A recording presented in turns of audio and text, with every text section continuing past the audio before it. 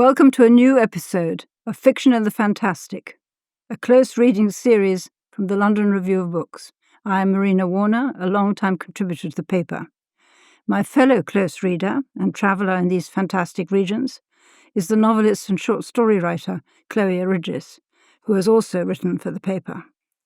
Together we are going to explore the writings of J.G. Ballard and Angela Carter, two of the most transgressive, original, and in many ways perplexing and disturbing writers of fantastic fiction. Born 11 years apart, Ballard in 1930, Carter in 1941, they were friends and co-conspirators in their witness to the post-war world and the liberation movements of the 60s and 70s. We've chosen two books from this period, Ballard's The Atrocity Exhibition and Carter's The Passion of New Eve. We will read them alongside a short story, J.G. Ballard's The Drowned Giant.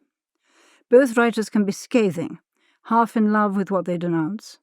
Both are rawly aware of predecessors in the business of observing the ravages, splendour and follies of our species during an era of unprecedented medical and technological invention.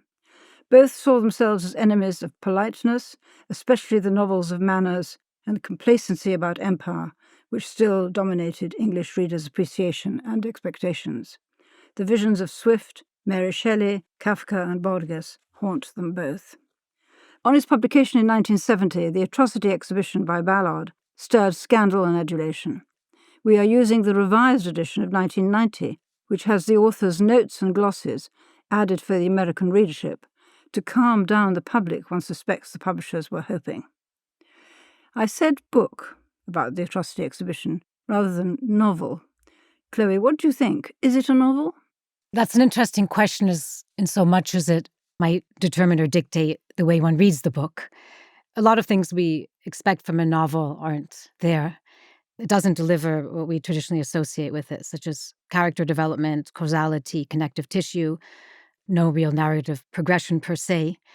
And Ballard himself said that he removed elements of a sequential narrative. And when he did that, it led to a tremendous gain in the density of ideas and images.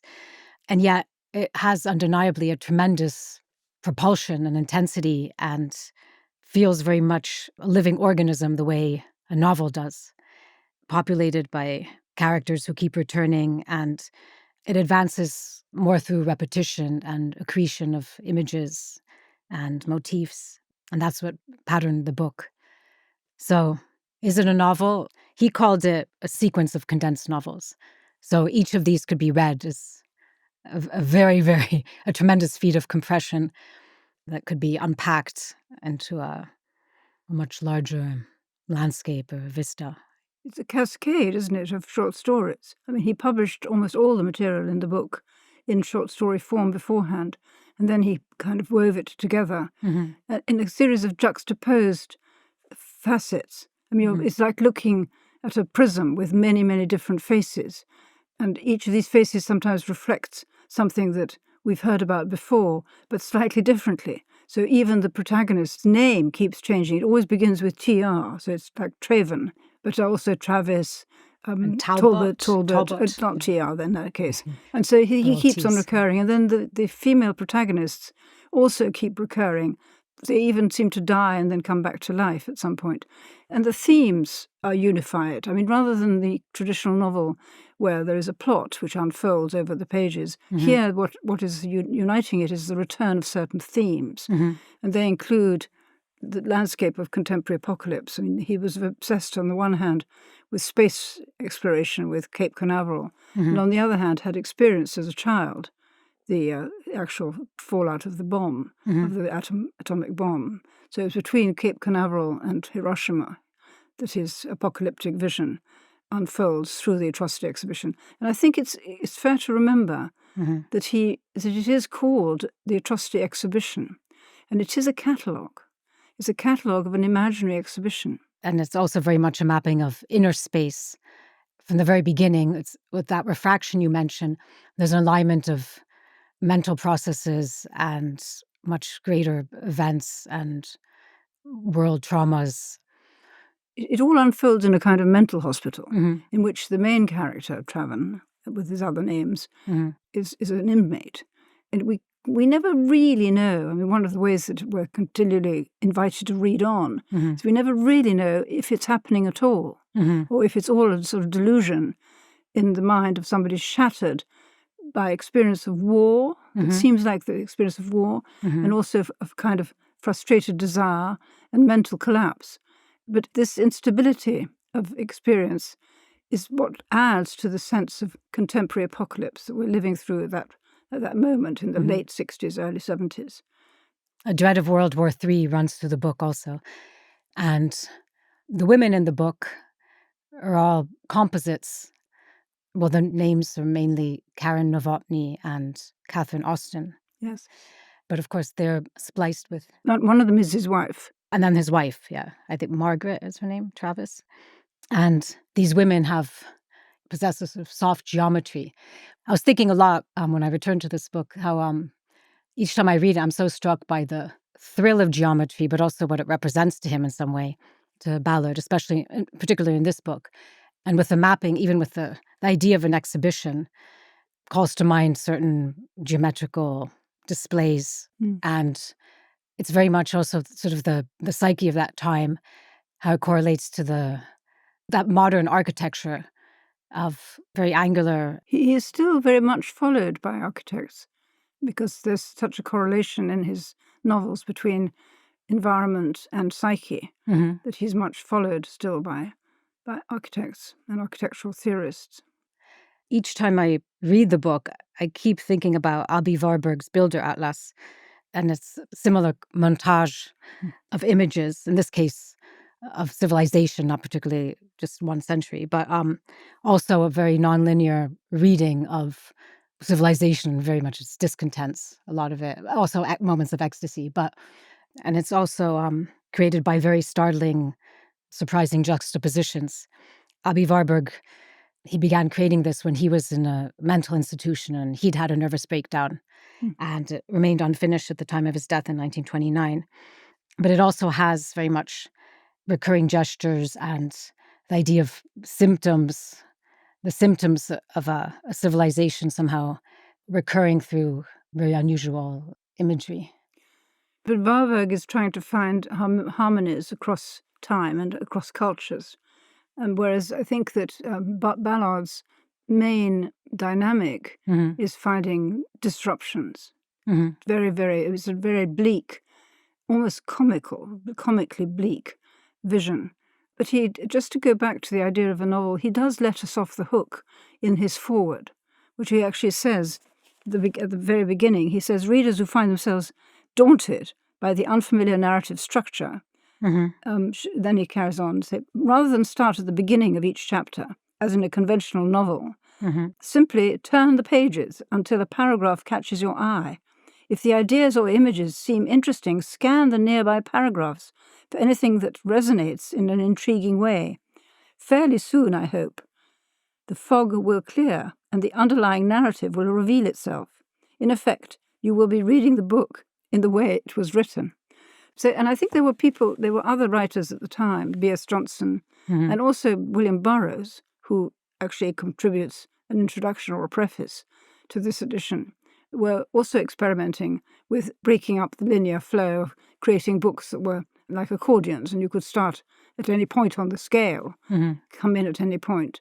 And I think that Burroughs, his axiom, if you cut into the present, the future leaks out, is a very, very pertinent sort of epigram about Ballard, that he's looking at the present, his present, and we reading it now can see, in a sense, how he prophesied a kind of future. We haven't mentioned that, of course, there are automobiles, as he calls them, automobiles, cars and crashes, and that's part of the exhibition. Part of the atrocity is the sexual charge of a victim of a car accident. But none of this is real. It's all being reenacted and even used in wax sort of dummies, so that there is a sense in which we're at one remove from experience. We're in a representation of experience, and we're in a kind of hyper-real, a non-real that is hyper-real. Do you want to read the beginning of the Atrocity Exhibition? Sure. Apocalypse.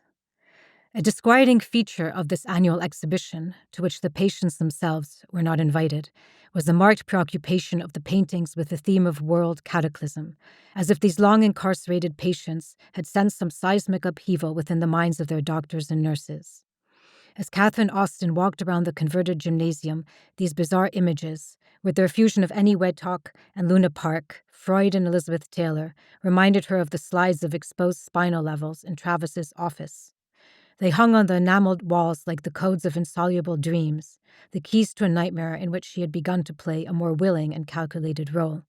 Primly she buttoned her white coat as Dr. Nathan approached, holding his gold-tipped cigarette to one nostril. "Ah, Dr. Austen, what do you think of them? I see there's war in hell." War in hell. One could say that really does set the tone, set the note of what's happening. Annie Wedtock, not probably a household word now, but it was a coral atoll where there were nuclear tests. And the nuclear age absolutely suffuses the Atrocity Exhibition, plus other ills of the post-war era, the mental breakdown, concrete buildings. Travin, that was of interest to me.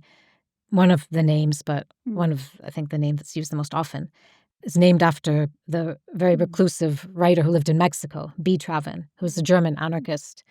Very little is known about him, except that he wrote his most famous adventure novel, The Treasure of the Sierra Madre, about gold seekers in Mexico. And it does deal with themes of social oppression and exploitation. So, Well, Travin, of course, was a cult figure in the 60s. Was he? Yes, definitely. Have you read The Treasure of the Sierra Madre? No, but this was made into a famous film.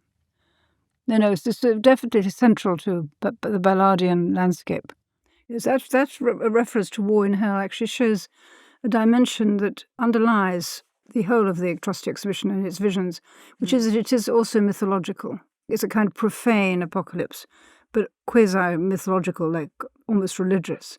So the profanity is being used in the same way that you see the devils are conjured in sacred texts. And in Bosch, in the paintings of Bosch. Yes. He was born in China, and his father and mother lived in Shanghai. In 1941, his parents had to move out of their compound, the foreign compound in Shanghai, to get away from the tensions between the Japanese and the Chinese in that war. And in 1943, they were actually interned in a camp.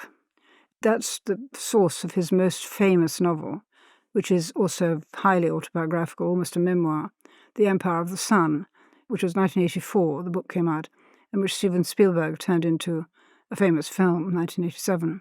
And this experience of the Shanghai camp and his whole attitude to the Japanese conquerors and the vicious things that he saw and the brutality and the disempowerment of his parents, the great authority figures in our lives, all that really, really suffuses makes a deep, deep impression throughout his work. It isn't only in The Empire of the Sun, it's absolutely everywhere, including in the Atrocity Exhibition, because the setting is a kind of, many things, but it's a multi-story car park, it's an empty cinema, but it's also a camp.